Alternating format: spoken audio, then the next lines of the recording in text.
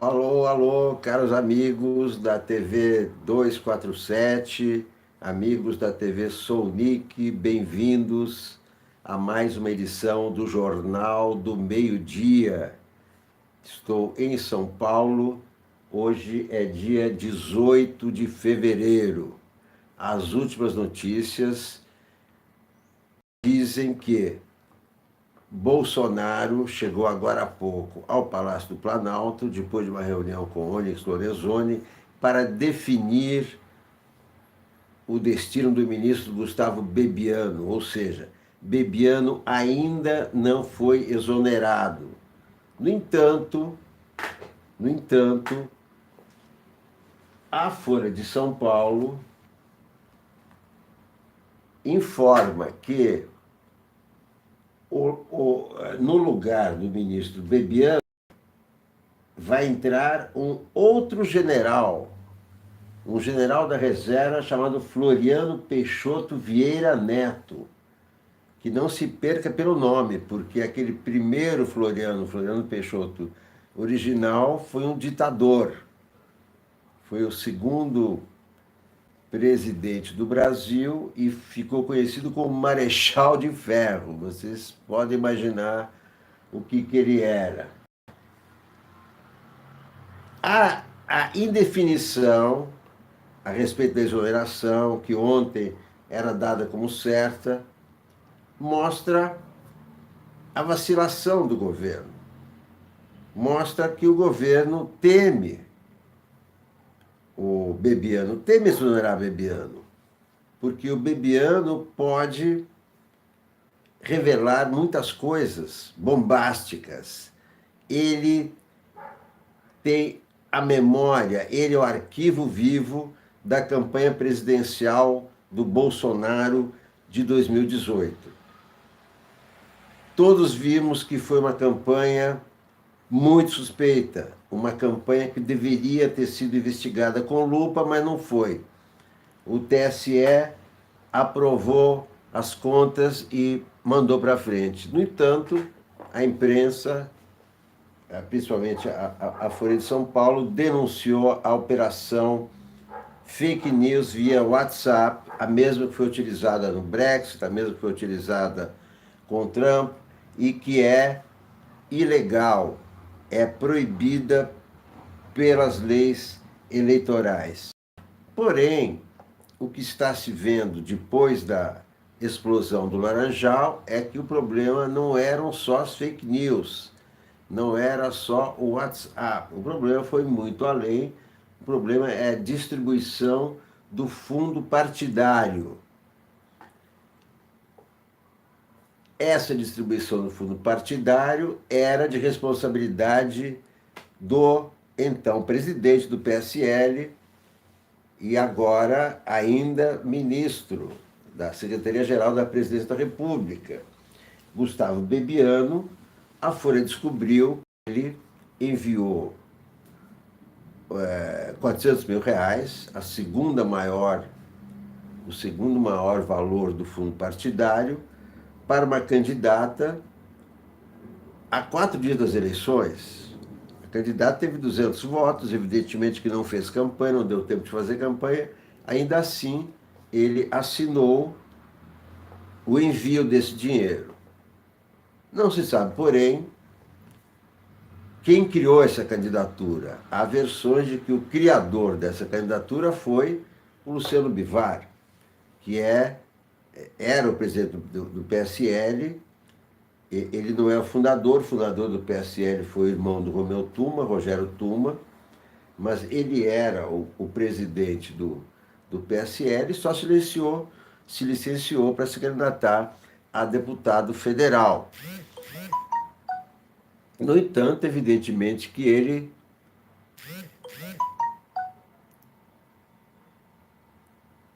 tinha o comando, evidentemente que ele tinha o comando da situação do PSL, muito mais do que o Gustavo Bebiano, que estava ali somente de forma interina.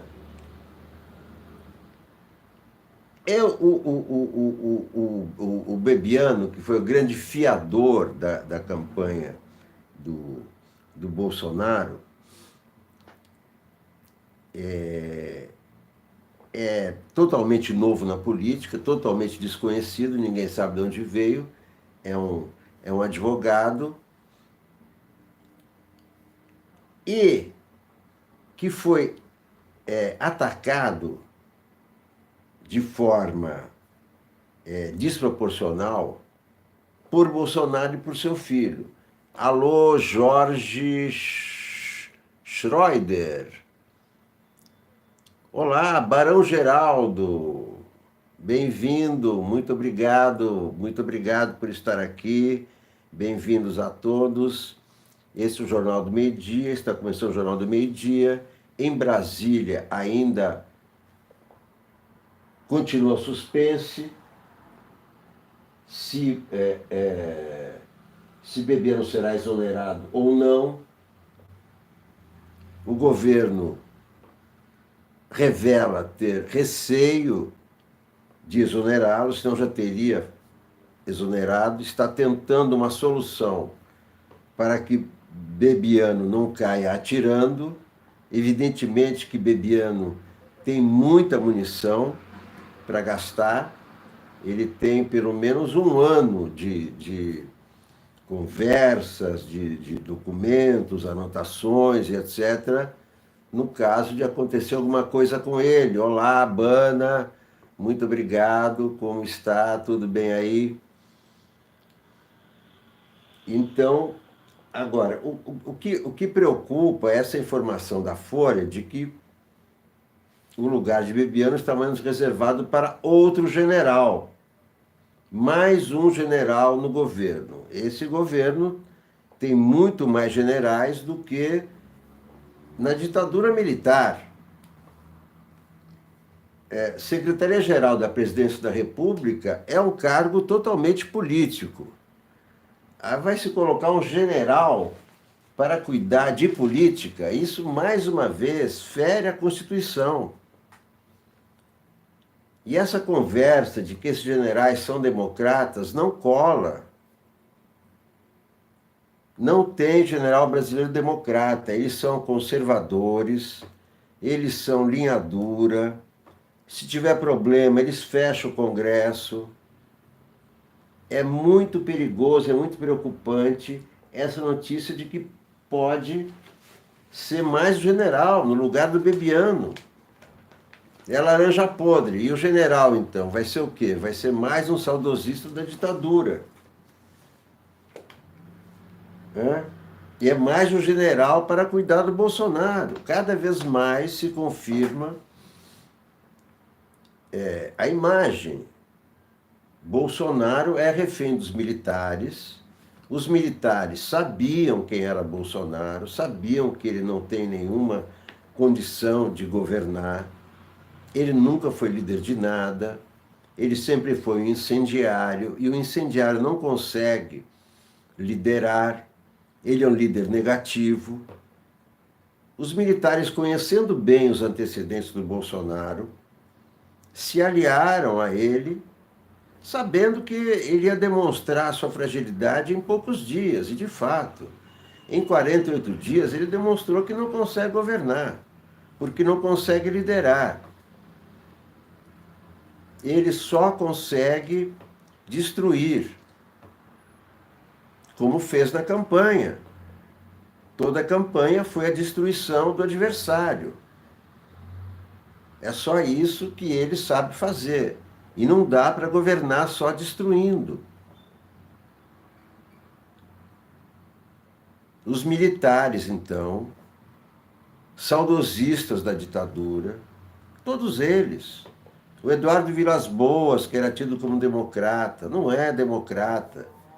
Pressionou o STF para não dar habeas corpus ao Lula. Que democrata é esse? O general democrata não dá opinião política nenhuma.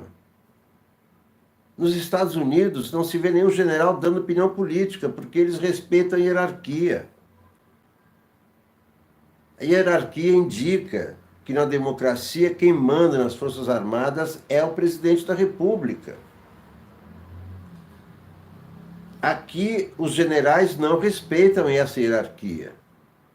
Portanto, não respeitam a Constituição. Então não dá para dizer que eles são democratas. Não dá, eles não são democratas. Se os generais fossem democratas, não teriam topado essa aliança com Jair Bolsonaro. E só toparam porque sabem que ele é muito fraco. Ele seria desmascarado por ele mesmo, pelos filhos, pelas atitudes dele. Naufragou na primeira crise. Saiu atirando, depois teve que recuar, depois avançou de novo, depois recuou de novo. Agora não se sabe o que ele vai decidir.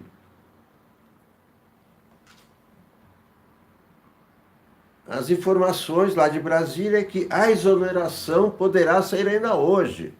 Mas ontem a notícia era de que a exoneração já tinha sido assinada. Mais uma vez, um governo que desinforma, que é desinformado e desinforma, e cujo porta-voz sumiu. Quem deveria dirimir as dúvidas, quem deveria dizer aos brasileiros o que está acontecendo, seria o porta-voz. Mas onde está o porta-voz? Parece que não saiu do Einstein. O porta-voz só esteve ativo durante a internação de Jair Bolsonaro no Einstein.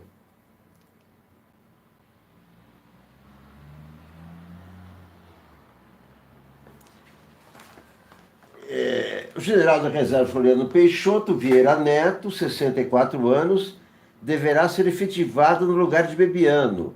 A informação é de Thalita Fernandes e Igor Gielov, na Folha. Se confirmado, será o 8º ministro egresso da área militar no governo, que tem 22 pastas. E Onyx Lorenzoni será o último civil com assento no Palácio do Planalto. Ou seja, mais refém do que isso dos generais, impossível. Resolveram tomar conta do capitão. Só está o Onyx lá, mas o Onyx também, quanto tempo será que vai durar? A tendência é que todo o Palácio do Planalto seja ocupado por generais. E esse capitão destrambelhado, de chinelo Raider, de camisa pirata do Palmeiras, mas ganhando 70 mil reais por mês. O salário do Bolsonaro é de 70 mil reais por mês, somando o do presidente da República e a sua aposentadoria na Câmara. 70 mil reais por mês. Ele daqui para frente, pelo que está se vendo, né, pelo noticiário, vai ficar ali cada vez mais cercado de generais. E o Paulo Guedes tentando fazer reforma, que, por sua vez, está dando o maior quebra-pau, evidentemente. O quebra-pau da reforma da Previdência agora diz respeito a funcionários públicos, porque o Paulo Guedes, que também é conhecido como Posto Ipiranga, quer dizer, cada vez menos Posto Ipiranga, ele, para facilitar a aprovação, ele quer que os servidores estaduais, porque a reforma repercute nos estados e nos municípios, ele quer diminuir a contribuição dos servidores estaduais. Aí os governadores estão chiando, porque vão aumentar o déficit deles. Ou seja, tem muito quebra-pau nessa reforma. Olá, Semite, tudo bem aí, Semite? Bem-vindo, bem-vindo. Essa reforma está uma briga de foice por essa reforma. Agora são os governadores que não querem que os servidores contribuam menos, tenham tenham, digamos, alguns privilégios. E, por outro lado, Paulo Guedes já foi avisado que, se ele não fizer isso, a reforma não passa, porque os servidores são muito influentes.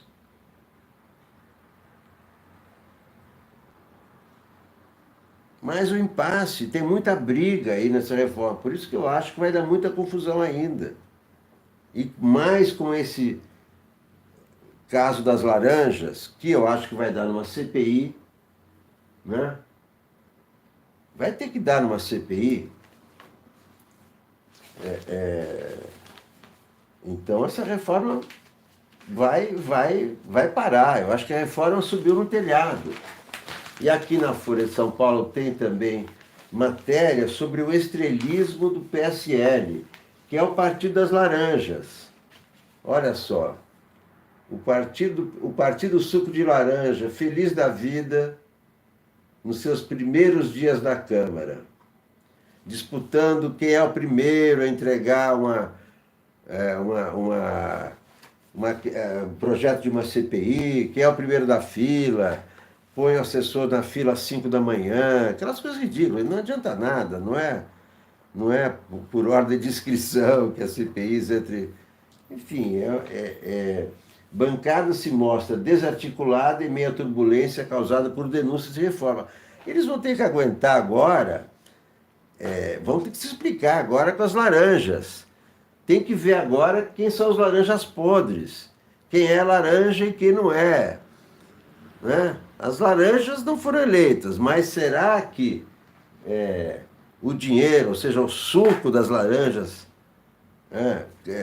caminhou para alguma candidatura que está lá, para essa bancada enorme que o Luciano Bivar conseguiu eleger? O próprio Luciano Bivar, atual presidente, vai ter que explicar como é que ele criou essa candidata laranja, que, aliás, está para ser interrogada pela Polícia Federal. O interrogatório estava marcado para a semana passada, foi adiado. Né? Vamos ver se vai haver essa semana. De qualquer maneira, se não houver esse interrogatório na Polícia Federal, eu acho que a Câmara vai ferver.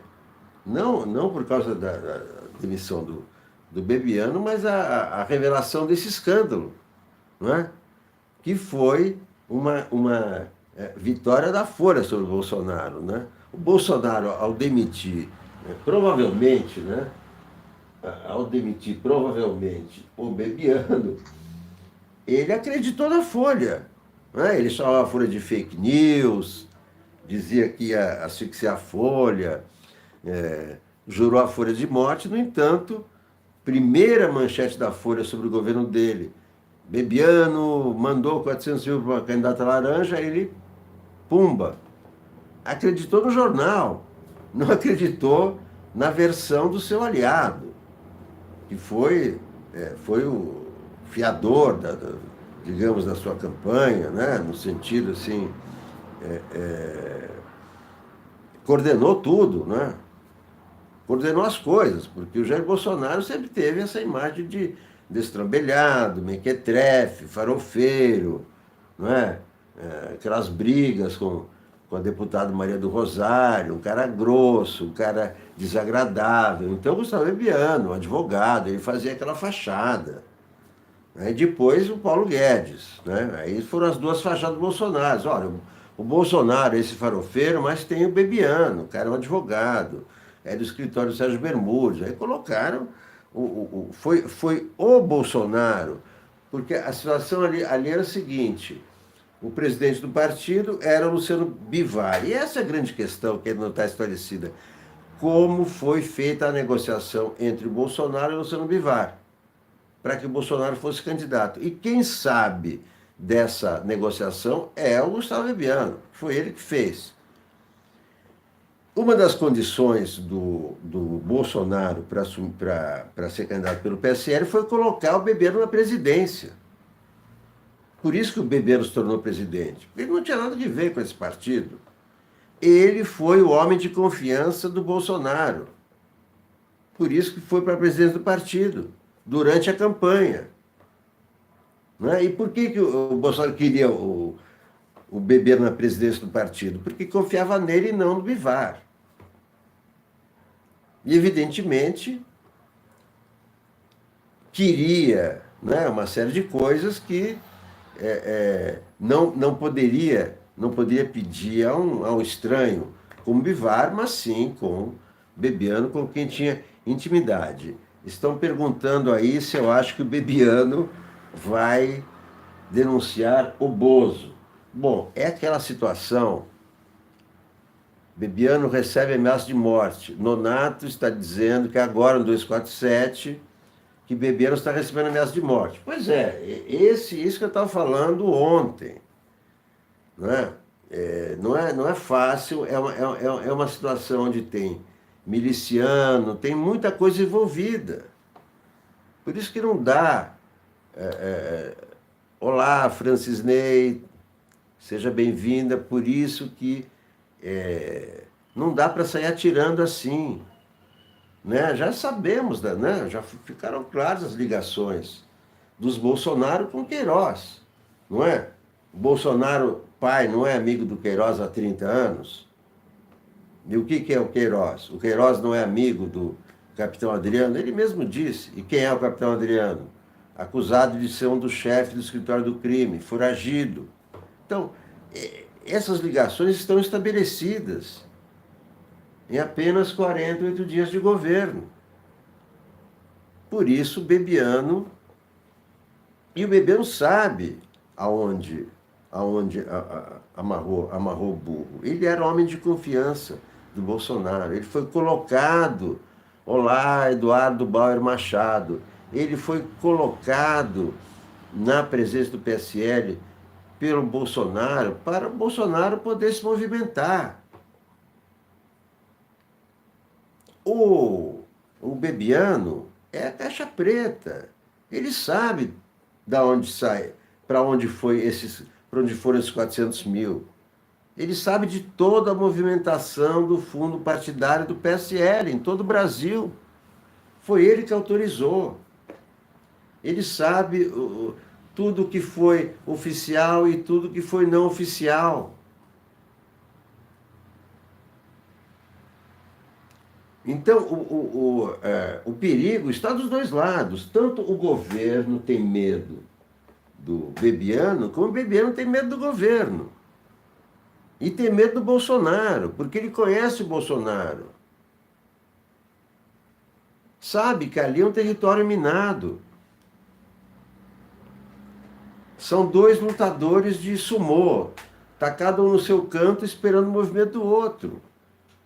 Não dá para responder o que o Gustavo Bebiano vai contar, ou se vai contar. Vai depender também do Bolsonaro. Jorge Strode pergunta se uma eventual delação poderia anular a eleição. Sim.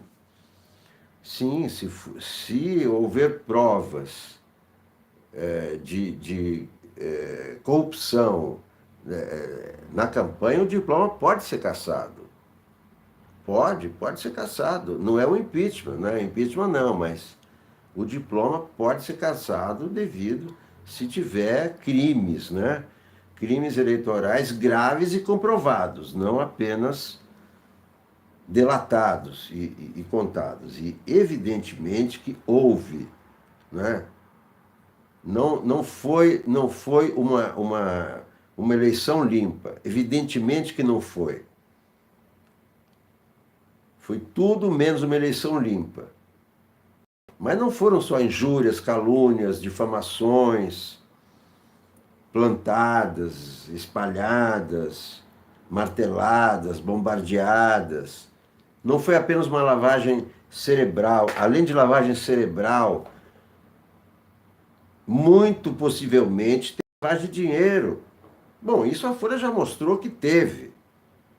Tanto em Pernambuco como em Minas.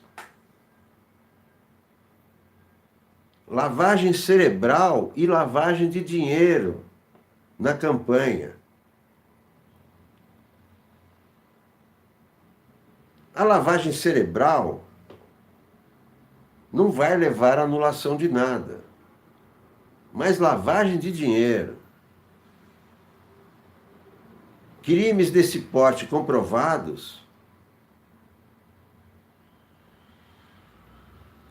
podem sensibilizar o TSE.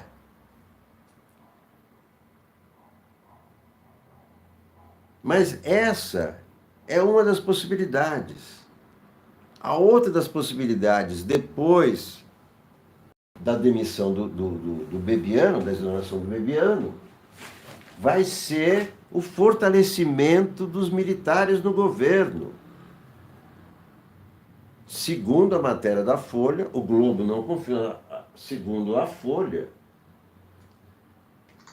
o mais cotado para o lugar do Bebiano seria esse general Floriano Peixoto, que não tem nada a ver com política, e esse é um cargo político.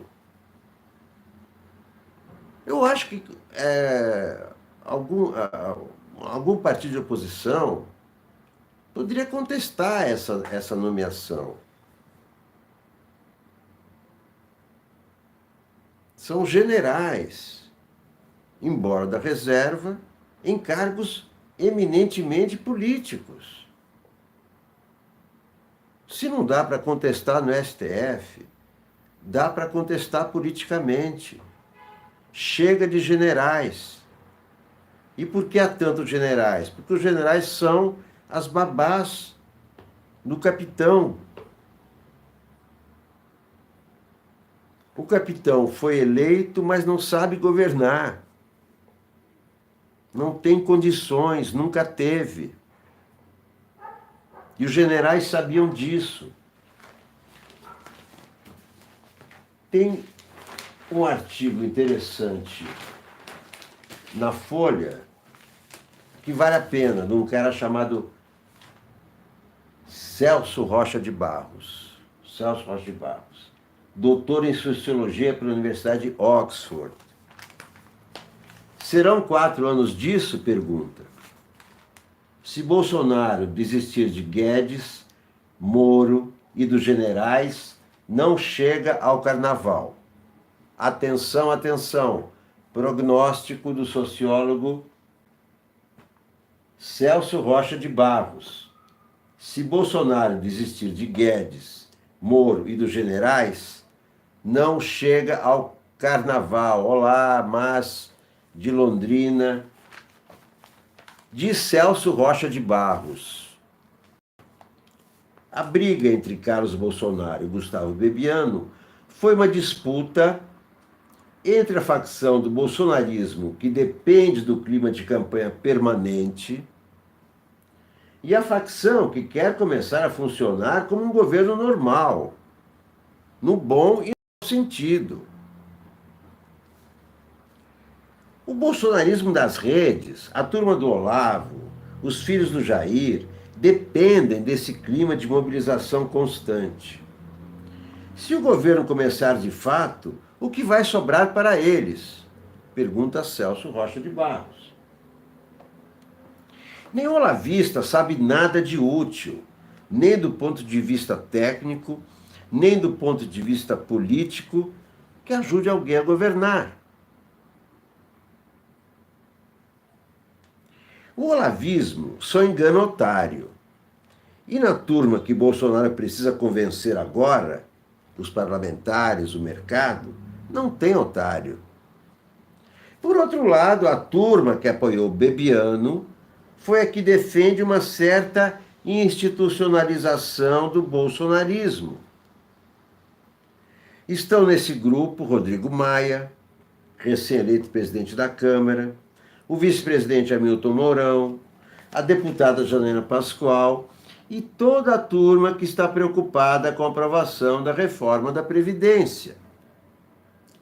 Os olavistas, ao que parece, venceram a briga. A previsão é que Bebiano será demitido hoje. Perderam Maia, Guedes, Pascoal e Mourão. O problema é o seguinte: Bebiano estava articulando com o Congresso pelas reformas. O governo já havia desistido sem maiores resistências do discurso nova política. Muita gente estava de olho na distribuição das direções do DNIT, Departamento Nacional de Infraestrutura de Transportes, nos estados. O segundo escalão dos ministérios estava sendo distribuído aos aliados, como sempre foi, para que os aliados fizessem o que sempre fizeram.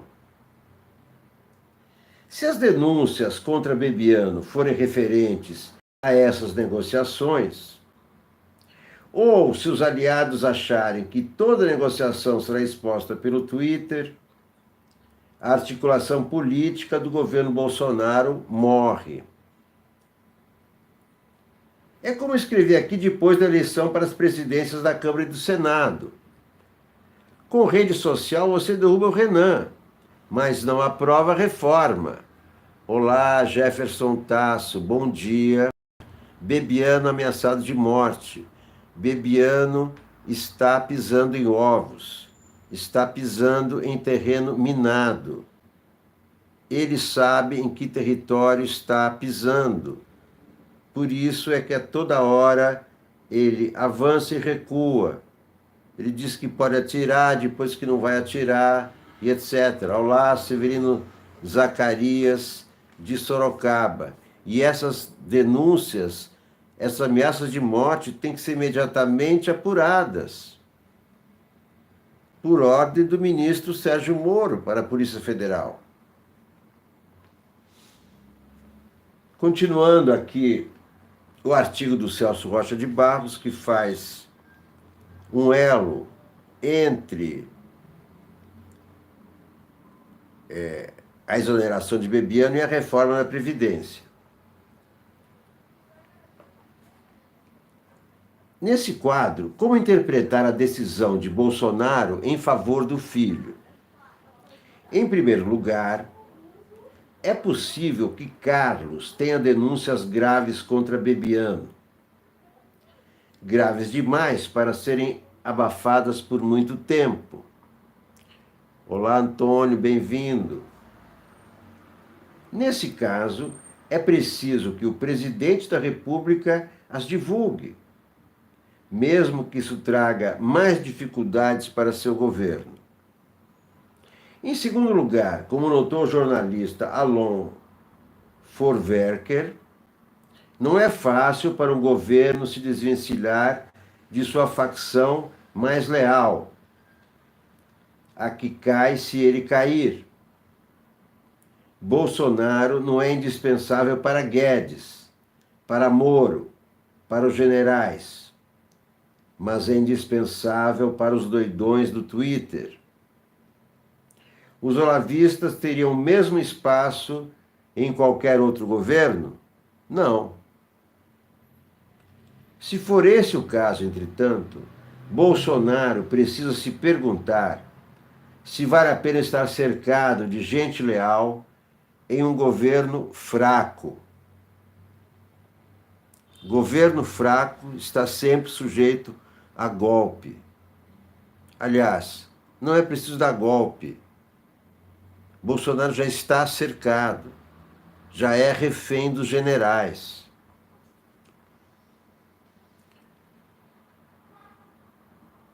Se for esse o caso, então, repetindo, Bolsonaro precisa se perguntar se vale a pena estar cercado de gente leal em um governo fraco. Porque se ele desistir de Guedes, Moro e especialmente dos generais, não chega ao carnaval.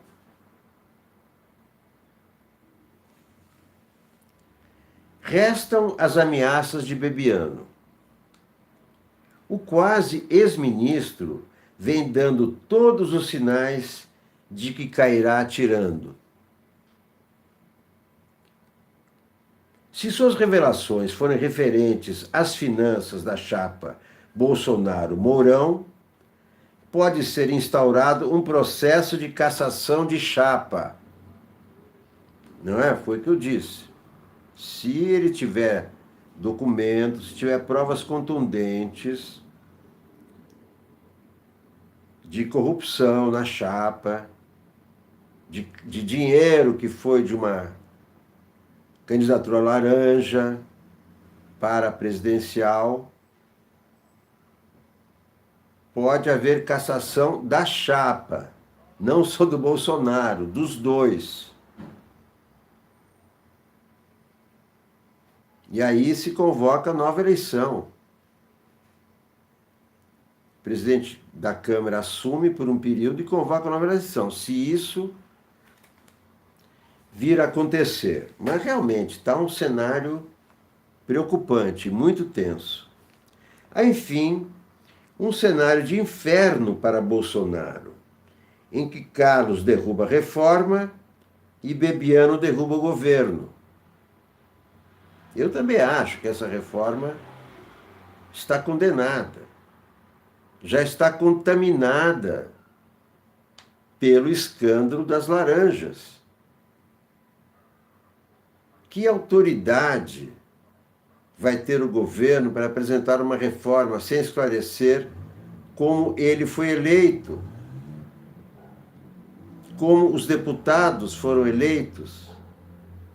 Como é que foi essa votação surpreendente para os candidatos do PSL?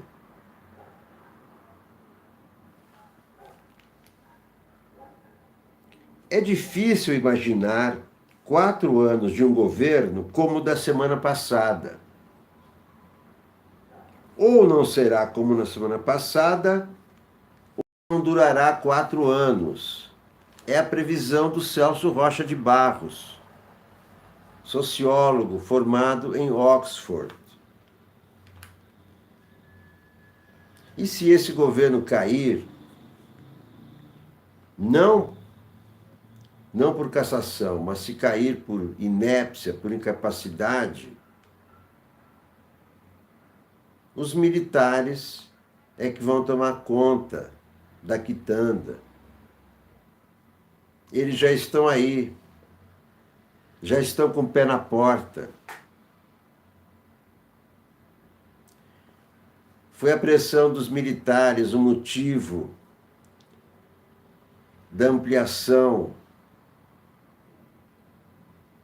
de informações secretas e ultrassecretas. Outro decreto de início do governo. Os militares, digo generais, não os militares, os generais, estão com o pé na porta do gabinete presidencial. Estão, de fato, tutelando Bolsonaro. Estão tentando salvar o governo no qual eles estão. Mas a população brasileira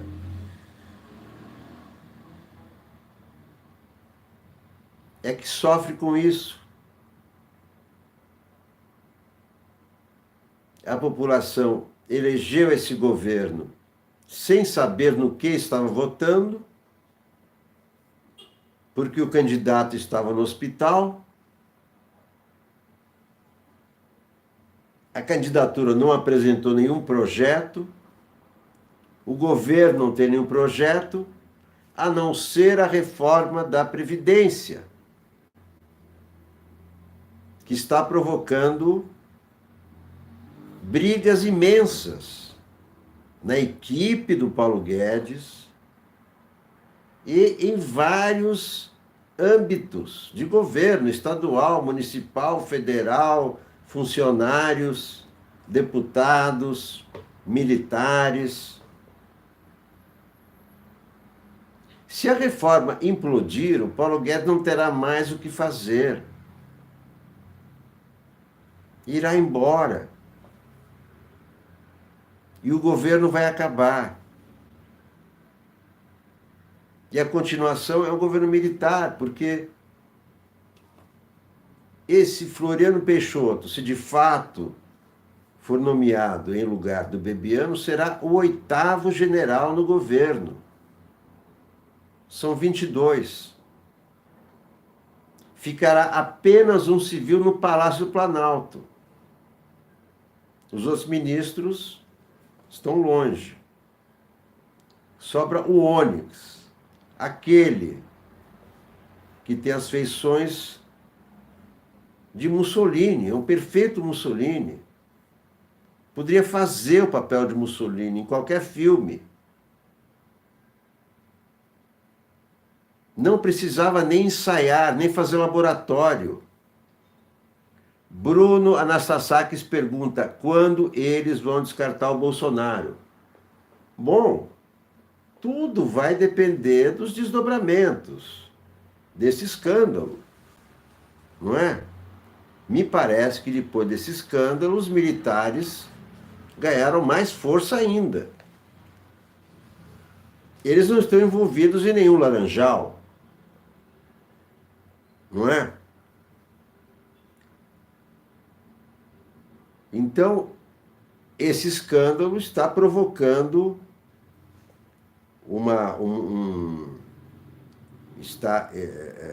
está se verificando o que se previa.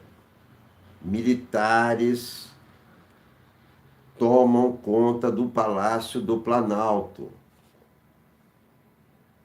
Foram 30 anos longe do poder. Os generais estão no poder. E os generais, quando chegam ao poder, eles tentam estabelecer um governo autoritário, porque eles não sabem se comportar de outra maneira. Eles não foram treinados para a democracia. Se tivessem imbuídos do espírito democrático, do espírito constitucional, não aceitariam cargos no governo, a não ser os cargos reservados para militares, mas não os cargos civis. São 8 generais no governo. O vice-presidente da República é um general. E ser da reserva não diferencia muito a situação. Porque o general já tem aquela cabeça formada durante a sua vida na caserna. E ele vai atuar daquela maneira. Todos esses generais são saudosistas da ditadura. Tudo que eles sonham é trazer de novo a ditadura, mas à moda deles. São os novos generais. Os eleitores votaram no Bolsonaro, sabiam quem ele era. Os que não sabiam estão sabendo agora. Votaram num presidente e ganharam um governo militar. Este é o governo militar, que aos poucos vai mostrando a sua face. Já está com o pé na porta do gabinete presidencial. Não precisa tirar o Bolsonaro de lá. É a rainha da Inglaterra.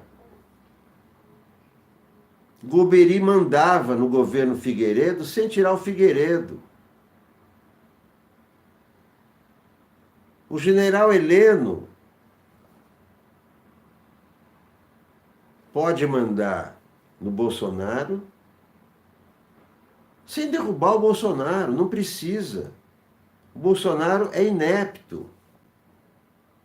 É carta fora do baralho. É uma fachada. Ele foi eleito, portanto está lá. Mas cercado de generais no palácio, ele não vai ter mais autonomia para tomar decisões. Agora, as decisões dele já se viu. São desastradas, danosas ao país, só trazem prejuízo. Então, os brasileiros ficam na escolha de Sofia. O que é melhor? Esse destrambelhado que foi eleito ou generais, dos quais é refém, e que não são democratas. Podem ter um verniz democrata, podem se dizer democratas,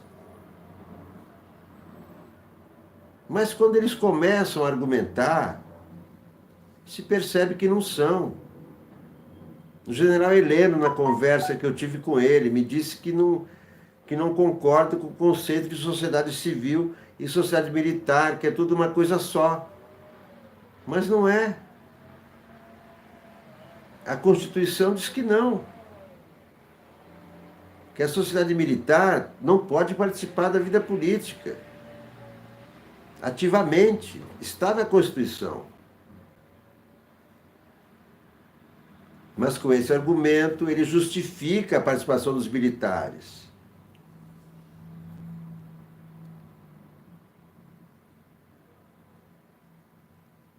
Que não é nada promissora. Basta olhar para o passado. O que os generais fizeram com o Brasil. Vieram derrubando o presidente, mas também o Castelo Branco prometia eleições para breve. Não fechou tudo de uma vez. Tirou o uniforme dele, colocou terno. Mas é aquela coisa. Eles não são treinados para negociar. Eles não são políticos. São treinados para dar ordens para os que estão embaixo, cumprir ordens dos que estão acima. Esse é o resumo da vida militar. E é isso que eles implantam no governo, quando chegam ao governo. Eles não sabem fazer de outra forma. Mas quem os traz ao governo? Quem os trouxe ao governo? Esse que há 30 anos se apresenta como civil, mas é um ex-capitão. Mas ele se apresentou como saudosista da ditadura. Ele homenageou o torturador. A cena mais devia ter sido preso naquela hora. Alguém deveria ter dado ordem de prisão. Porque qualquer um pode dar ordem de prisão. Vocês sabiam disso, né? Deveria ter dado ordem de prisão. Ele homenageou um assassino, condenado por torturar, por comandar um órgão clandestino, onde houve muitas mortes, inclusive a do jornalista Vlado Herzog, que foi o começo do fim da ditadura.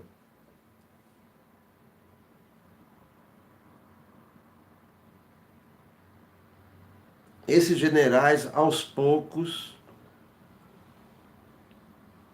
e já está se vendo, eles querem ocultar os documentos, eles querem censurar documentos comprometedores da ditadura, que a imprensa tinha acesso, com a lei de acesso à informação.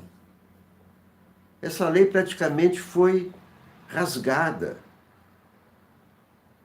por um decreto presidencial. Nenhum governo democrata começa aumentando o acesso a armas à população. Isso é típico de governos autoritários. Foi o que fez Hitler quando chegou ao poder.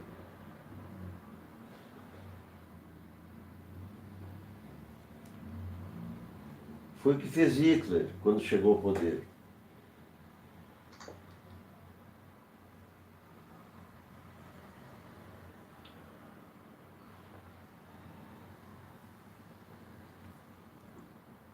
Esses dias, né, que estamos vivendo hoje, são dias muito decisivos.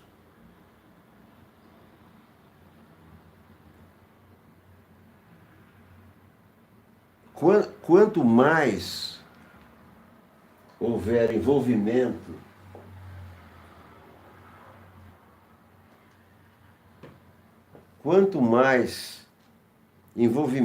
quanto maior for essa bola de neve, essa bola de laranjas, de Laranjais, mais os generais ficarão à vontade, apontando o dedo para os políticos.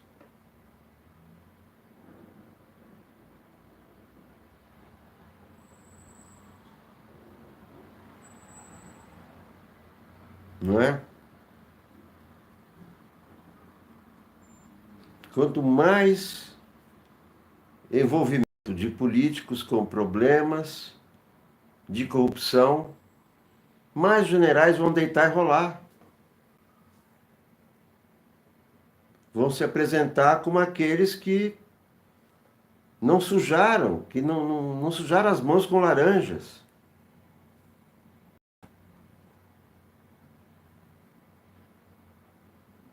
E vão aplicando o seu estilo de governar, o estilo autoritário.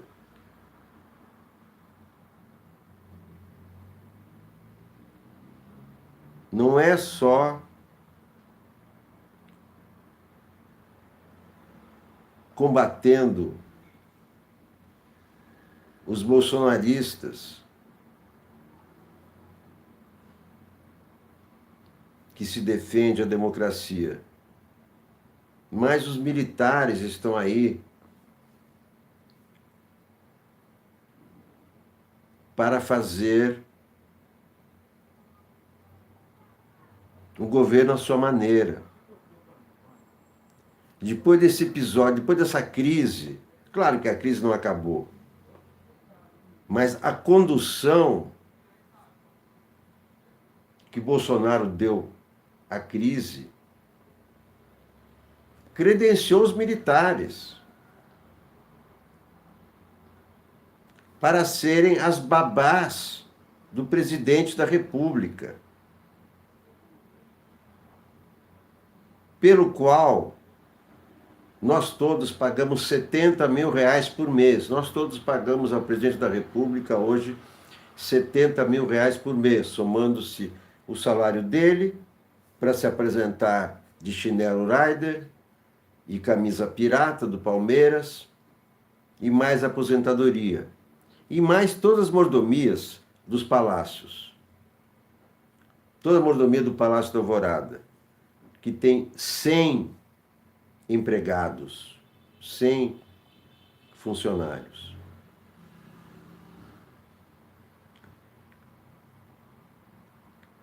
Flávio Meira, olá Flávio Meira, Jorge Schroeder, muito obrigado. Vocês querem que eu cante alguma paródia para a gente encerrar com um pouco de alegria, digamos assim, né? Vamos cantar uma paródia então, não é? À espera dos acontecimentos, como vai ser a queda do Bebiano. Vamos lá, vamos cantar um pouco então. Paulo Henrique França de Abreu, olá, bem-vindo. Vamos cantar um pouco. Marchinhas de carnaval. Marchinhas de carnaval. Melhor, vamos cantar. Papai, eu quero. Papai, eu quero. Papai, eu quero tuitar. Me dá a senha. Me dá a senha. Me dá a senha, senão vou te matar. Toma, filhinho do meu coração, esta é minha senha, tuita de montão. Diga que eu sou um grande ser humano e manda pro inferno o Gustavo Bebiano. Papai, eu quero, papai, eu quero. Bom, mas vamos cantar para os generais, né? Para os generais.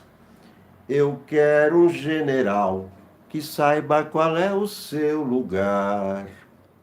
Olá, Maria Emília. Que acorde cedo e vá à bandeira hastear. Não entre numas de querer poder que não é seu. Heleno, Heleno, Heleno, volta pro quartel. Então essa é dedicada ao Heleno.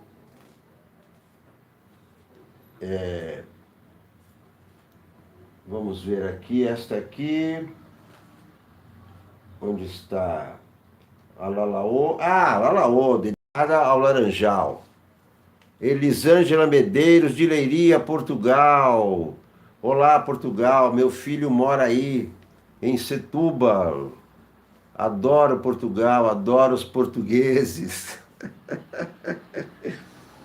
Olha aqui, dedicado ao Laranjal, né? A todos os laranjas, né? Ao Bivar e tal, ao PSL.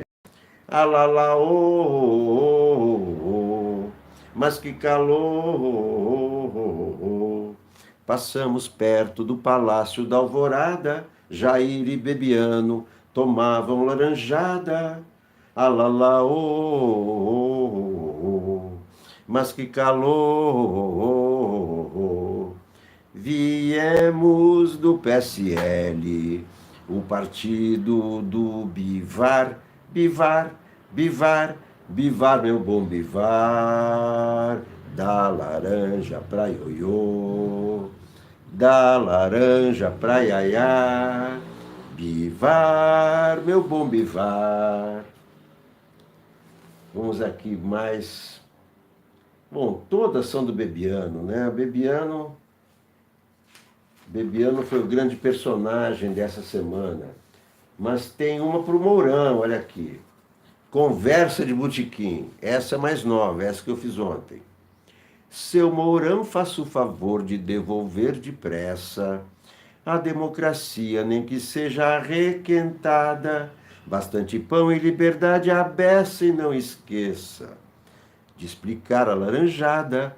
Fecha a porta para a direita, que isso é passado.